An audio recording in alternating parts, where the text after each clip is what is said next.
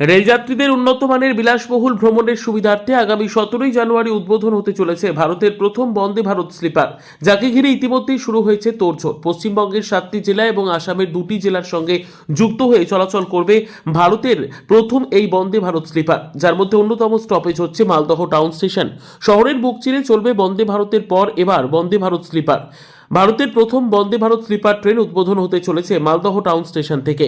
Rail কর্তৃপক্ষ সূত্রে জানা গিয়েছে, প্রধানমন্ত্রীর হাত দিয়ে মালদহ টাউন স্টেশন থেকে সবুজ পতাকা দেখিয়ে উদ্বোধন করা হবে বন্দে ভারত স্লিপার। আর এই খবর ছড়িয়ে পড়তেই উৎসাহ উদ্দীপনা দেখা দিয়েছে রেলযাত্রী থেকে জেলাবাসীদের মধ্যে।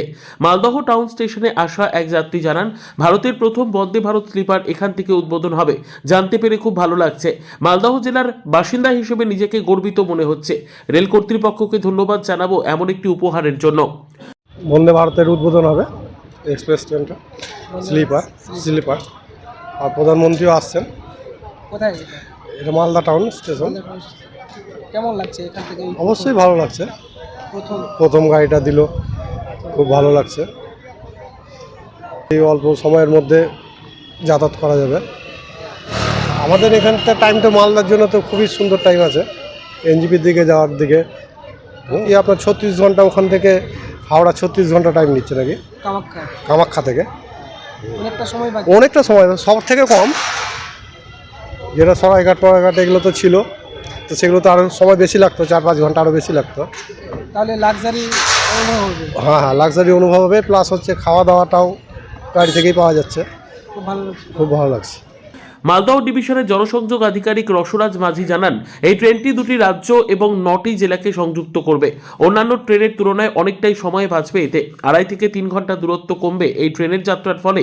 বিমানের মতো বিলাসবহুল ভ্রমণের অনুভূতি মিলবে এই ট্রেনে, যদিও বিমানের তুলনায় অনেকটাই কম খরচে যাত্রা করতে পারবেন রেলযাত্রীরা। রেলযাত্রীদের আরামদায়ক এবং বিলাসবহুল ভ্রমণের ক্ষেত্রে বন্দে ভারত স্লিপার অন্যতম উপহার জেলাবাসী সহ রাজ্যবাসীর কাছে। টোটাল 16টি কোচ থাকবে।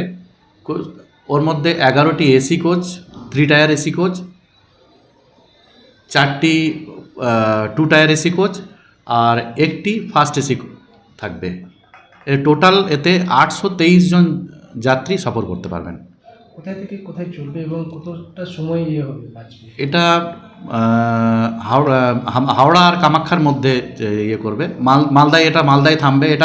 এটাতে আসাম, পশ্চিমবঙ্গের মানে কামরূপ, এটাতে কামরূপ মেট্রো, বঙ্গিয়া, কুচবিহার, জলপাইগুড়ি, মালদা, মুর্শিদাবাদ, পূর্ব বর্ধমান, হুগলি ও হাওড়া জেলা উপকৃত হবে।